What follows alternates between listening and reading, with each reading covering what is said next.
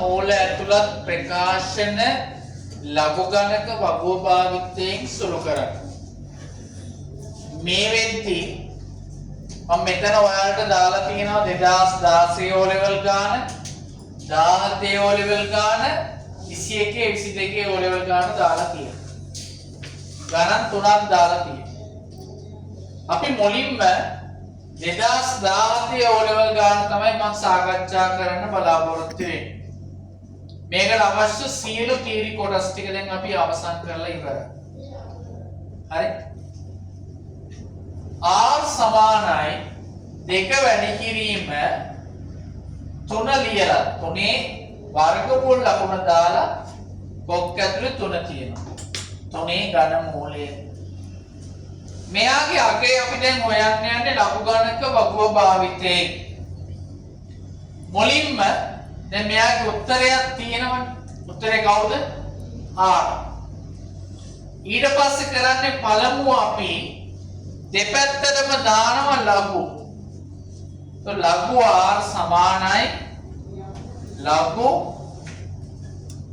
2 වැඩි කිරීම මම ලියා ගන්නවා මෙන්න මෙහෙම. ගැටලුවක් තියනවද? කොක් ඇතුලේ 3 තියෙන නිසා තමයි 3න් 1 කියලා ලියාගත්තේ. දැන් උත්තර දෙන්න දරුවනේ ඔයාලා මෙහෙම දෙයක් මේ වෙද්දි දැනන් ඉන්න ඕනේ. මොකක්ද? මෙතන වැඩි කිරීමනේ තියෙන්නේ. 2 වැඩි කිරීම 3යි 3න් 1. මේ සාමාන්‍ය භාවිතයෙන් වැඩි කරනවා කියද්දී ඒක ලඝු වලට දැම්මොත් මොකක් වෙනවද?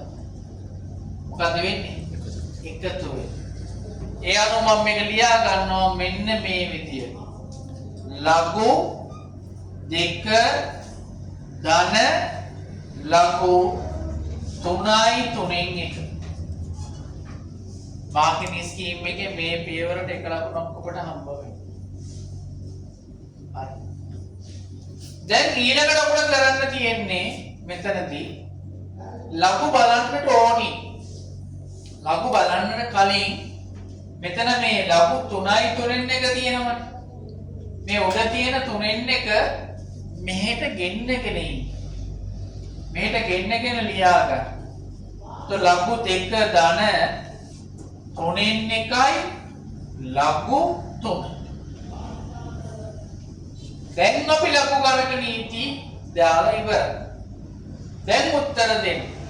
මට ඔයාලගේ උදව්ව අවශ්‍යයි. log 2 දෙකේ ලඝු ගණකයේ කීයද? පූර්ණාංශයට කවුද එන්නේ?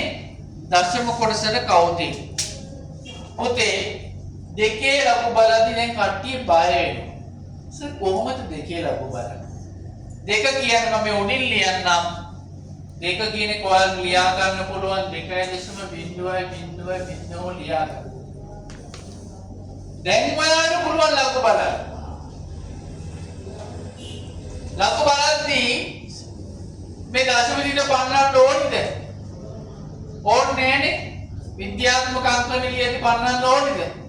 නෑ. ඒ නිසා පූර්ණාංශය කීය දෙන්නේ? බිංදුවයි. පූර්ණාංශය බිංදුවයි. දශම කොටස බලද්දී බලන්න ඕනේ කීයද? 20 බිංදුව බලන්න 30යි 10යිද කියලා. 30යි 10යිද බලන්න. 30යි 10ම නේද? right. ඊළඟට ධන 3න් 1 වැඩි කිරීම 3න් 1 වැඩි කිරීම මෙන්න මෙයාගේ ලඝු ගණකය. log 3 ලඝු 3 පුතේ 3 කියන්නේ 3 ලඝු බලද්දී 3 කියන එක වල ලියා ගන්න පුළුවන් 3.0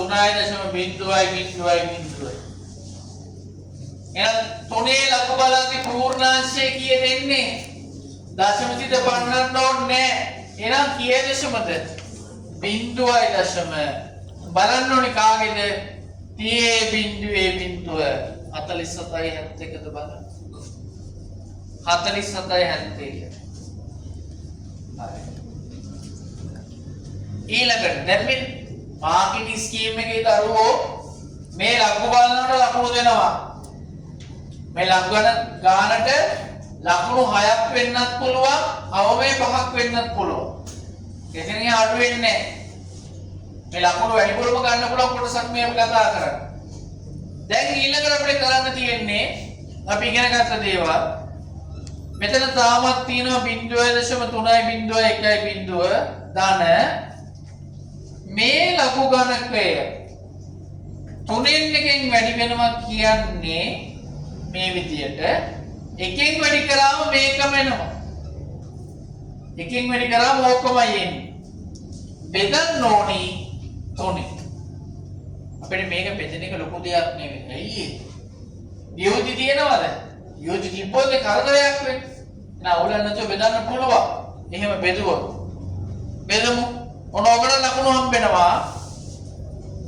හරි. බිංදුවට තුනේම බිංදුවයි. ඉතුරු හතරක් ගන්න ඕනි. හතරට තුනේම 1යි. ඉතුරු 1යි. 17ට තුනේම 5යි. දෙකක් ඉතුරුයි. 24 9යි. ඉතුරු නෑ. එකට නෑ බිංදුවයි. 10ට දිගට මෙන්නේ 3 කියලා රිපීට්. හැබැයි මෙතන අපිට දශම ස්ථාන කීයකට ඕන? 5ක් ඕනද? කීයක් ඕනි? 4ක්.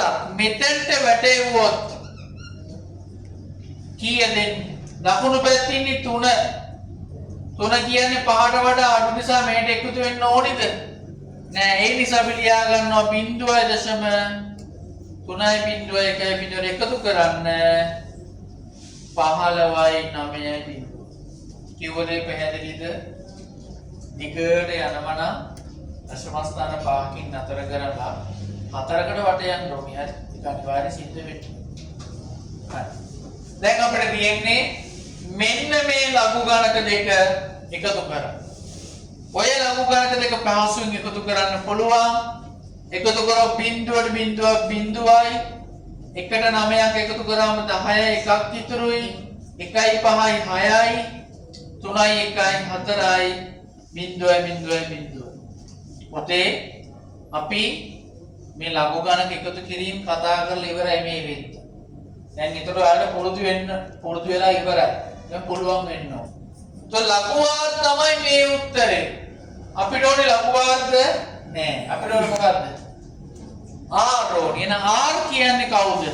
මොන ලොග්ද? ඇන්ටිලොග් 0.4යි 6යි 0.0. මෙතන 0.0 තිබ්බ නිසා අනිවාර්යයෙන්ම 10යි 0 කියන එක එනවා. බලන්න 46යි 0.2 මෙන්න මේ ටික ලඝු ගණක වගුවෙන් බැලුවොත් කොහෙද ඉන්නේ?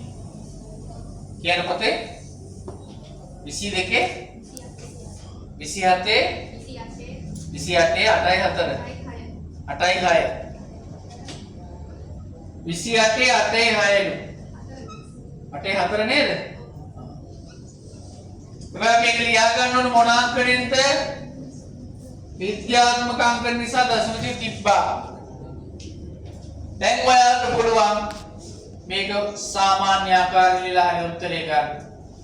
10 බිංදුව තියෙන්නේ. බිංදුව නිසා පයින් ඕනිද? එහෙනම් උත්තරේ කීයද? 2.884 කියලා තමයි අපිට උත්තරේ ගන්න පුළුවන්. පැහැදිලිද මේ කතා කරපු ගාන? අපි ඊළඟට එමු